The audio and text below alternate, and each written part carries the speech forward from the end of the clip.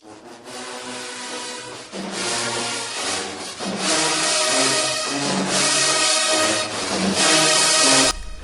have now won 50 straight games since the start of season 7. What a journey it has been. Alabama State, even though they didn't have the best performance on offense, we took care of the Grambling State Tigers 31-9, I believe it was, or was it 31-8? But nevertheless, we beat them. So here goes the latest BCS rankings. Look at number 1 and 2. That's who's going to be playing each other next week. Big game. It might determine who goes to the national championship, but it's a huge game, man. It's a huge game in the regular season. The Michigan Wolverines lost to Ohio State 31-24 over the weekend. Michigan was the previous number 1 team in the country, and they might have straight blown their chances of making that national championship game. And I believe with that win, Ohio State is on the verge of winning the Big Ten. So as you see the rest of the BCS standings, next you're going to see the Heisman watch list. And while we're showing that, I got some bad news. So as you know, more news came out over the week about the new game that's coming out in July.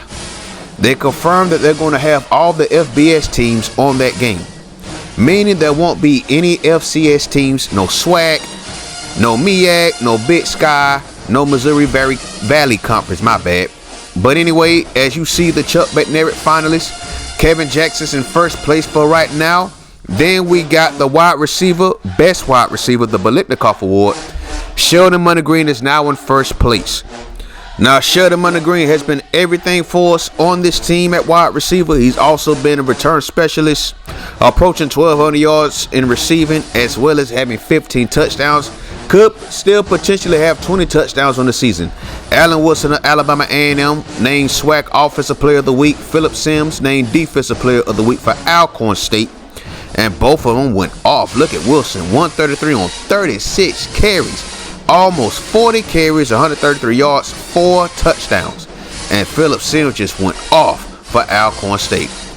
Justin Myrick of Howard, Omar Johnson of North Carolina A&T are named Offensive and Defensive MEAC Players of the Week.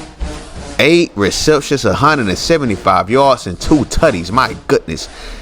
Look at Johnson, 7 tackles, 4 for loss, 2 sacks, and 2 forced fumbles. Excellent job by those cats out there in the MEAC. What a performance they had.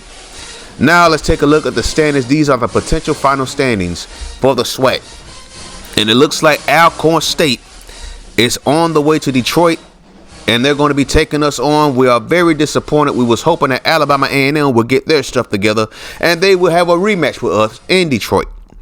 So let's look at the rest of the scores. Alabama A&M beats Texas Southern 37-7. Alcorn beats Prairie View A&M. Bethune-Cookman beats Southern. Southern's 0-10. My goodness. Mississippi Valley State loses to North Carolina State 38-17. Jackson State looks like they're in at 5-6, beating Arkansas Pine Bluff. So let's move on to next week. We have a huge game down in Atlanta, Georgia. Number 1 versus number 2. The Georgia Tech Yellow Jackets will be hosting us in their stadium right in the middle of the city, downtown to be more precise. Both of these teams are pretty similar. We have the number 1 scoring offense in the land. Georgia Tech is number 2 in the land. Look at defense. Number 2 defense in the total land are the Hornets. Number 3, right behind the Hornets, are the Yellow Jackets of the Rambling Wreck.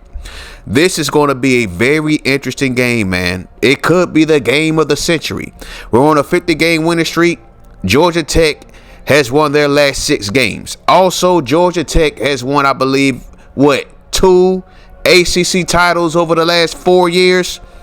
I know Miami won the last one. But remember when we played them in season 6? We had a redshirt freshman, Trey Tyler, making his first career start with us, who is now in the NFL with the Tennessee Titans. If you have not seen that series yet, go check it out. We also had Leon Henderson, a.k.a. the Big L, starting for the first time. Now, this wasn't Trey Tyler's best game. It was his first career start. He threw 2 pick sixes in this game. But when he finally settled in, Bob Smith, a.k.a. Don Robbie Smith, showed out. He straight balled out in this game. He was the definite catalyst in this game for Trey Tyler. He helped build his confidence. I believe Don Robbie was a junior in this season. And remember, too, Don Robbie was not only our second Biletnikoff Award winner, he was our first wide receiver to win the Heisman Trophy. He had a stellar career. We'll take that back. Stellar season in his junior year. There goes Josh Six making that interception. Remember, this defense had Leon Hill, young Avery Vincent. We had all kind of nice players who are now in the NFL. And don't forget the big L, Leon Henderson, rushed for 4 touchdowns in this game. We were all over the Yellow Jackets. They straight didn't stand a chance against us. And as you see Trey Tyler throwing that second pick six. Still can't believe he threw 2 pick sixes in this game. But nevertheless, he eventually became one of the best quarterbacks we ever had in this series. We took care of Georgia Tech, and now, 4 years later, here we are playing them again. Join us next time, number 1 versus number 2. A chance to go to the national championship game down there in the desert. Join us as we take on the Rambling Wreck, a.k.a. the Georgia Tech Yellow Jackets. It should be a very interesting game. Thank you for watching. Peace.